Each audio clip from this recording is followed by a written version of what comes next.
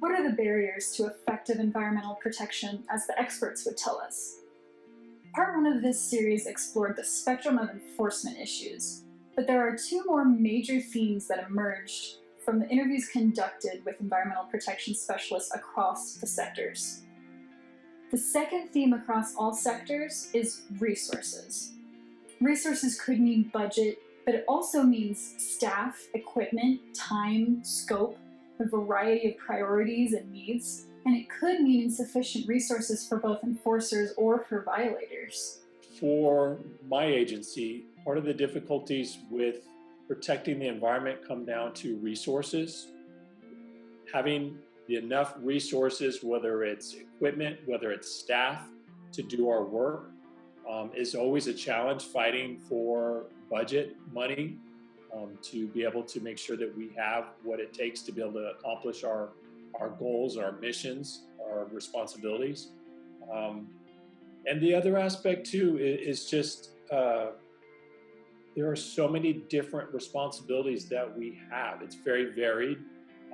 The good thing is that the people that we do have take this very seriously. So our managers, our management prioritizes our resources and takes in a lot of feedback and comment from members of the public to decide what is best for our region. What is the areas that need the most focus. And then there are the lack of funding to implement those policies. But the fundings are also the fact that there is a very, let's say, short-term vision on where do you want to put your investments. And then the fact that, of course, the environment is not seen yet as the fuel of a sustainable economy or a green economy, as you want to say, that has, of course, a long-term and very short, not a lot of short-term gain, but a long-term economic impact. The biggest thing is funding. And that issue is complicated because, our major town that we were next to was Pueblo. So we just don't have a high revenue from recreation or timber sales or fishing license or hunting licenses.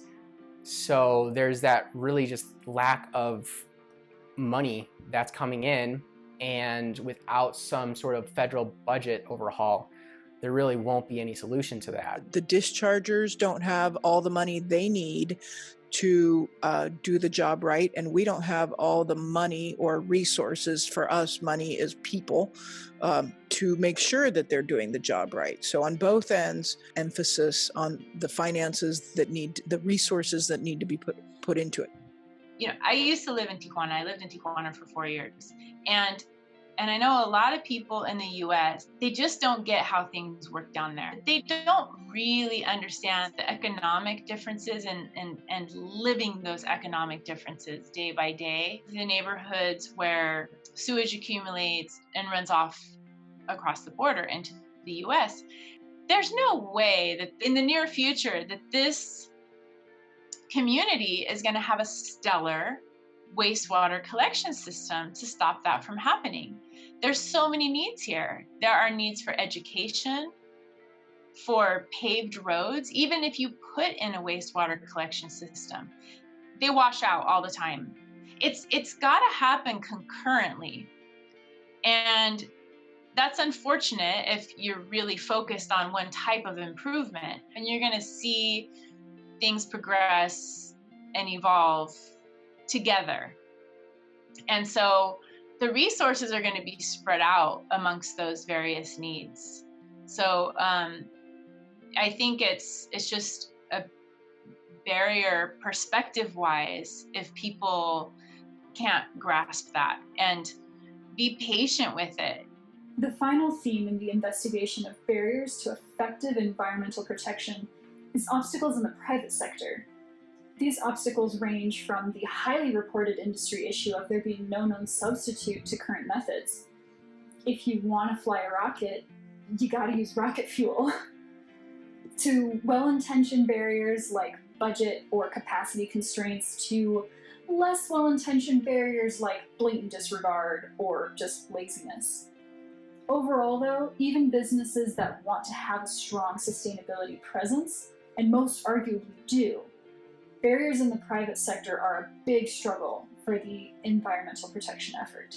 The toxics release inventory is one data source that collects information on barriers to pollution prevention or source reduction. And the most commonly reported barrier amongst the 20,000 plus facilities that report to the TRI each year is no known substitutes. No known substitutes is by far the most commonly reported barrier to pollution prevention by industry that reports to TRI. So what that means is that we make a certain product. In order to make this product, we have to use this chemical that's on the TRI list. We can't use anything else. It's the only chemical that can be used for that. In my experience, a lot of the times when we come across entities or people that are violating the law, they can kind of fall into several different reasons. Sometimes it's being lazy. People don't want to take the extra step to do the right thing, to protect the environment. So instead of taking, say, used motor oil and taking it to a recycling center, which takes extra effort, they'll wait till the middle of the night and they'll dump it into a river, or they'll dump it into the street and it will then flow into the river. So that's why I say they can do the right thing, but it takes extra time and it's a pain for them. So that's for some people that do that. For other people, it could be that it costs a lot of money for them to treat the pollutant that they have. And so therefore, they don't do that extra step. They save money on that. And that allows them to do their business at a lesser cost. So maybe they can offer their product at a lesser amount and encourages business and sales for them, whereby the competitor that might be across the street is suffering because they're doing all the right things when it comes to pollution prevention. So that's the other aspect. And then you have some people that just don't like being regulated. And so they decide, you know what? I don't want to have to follow these rules. This is America. I'm going to do what I'm going to do. And if they want to penalize me, if they want to issue an enforcement against me, go ahead, bring it on.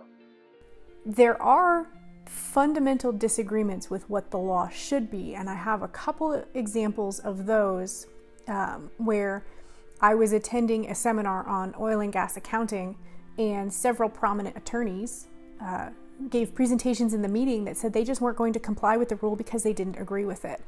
And it was established case law. The case law had been in effect and known since the 1950s, and these attorneys were telling their clients, don't comply with it because we don't agree with it.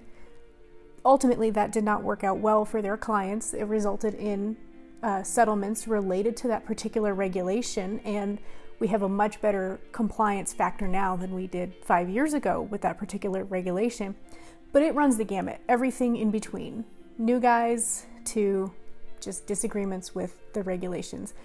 Those that disagree with the regulations tend to get the biggest penalties, and it does catch up with them. When we are having internal conversation, internal stakeholder engagement, doing that change management, whenever we talk about corporate social responsibility, sustainability, carbon footprint reduction, let's protect the one planet we have, everyone is on board, right? Everyone is excited and wanting to do the right thing. But whenever you put a budget plan in front of people, that's when things get challenged. And that's what I want to kind of emphasize, is really that the way we've built business is really focusing on short-term return. It is hard for them to get budget to work on something that's out of their scope. The whole financial model are just not designed to think in a very circular way. Our shareholders are looking at our short-term return, right? Quarterly, they want to see us driving better revenue. It just doesn't allow us to take a hit to readjust our whole financial model and our whole operation to adopt that circular model. The gap is not people don't want to do it. It's people wanting to do it, but we don't know how to demonstrate the value of sustainability using the current financial model and economic model that we've built in the past 20, 30 years. So, enforcement issues, resource insufficiencies, and private sector obstacles. How do we overcome these barriers? This emerged as a natural but unintentional second question each of these environmental protection experts passionately went into. Spoiler alert, it isn't just we need more money. What are the best approaches to effective environmental protection? Check out these insights from these experts in parts 3 and 4.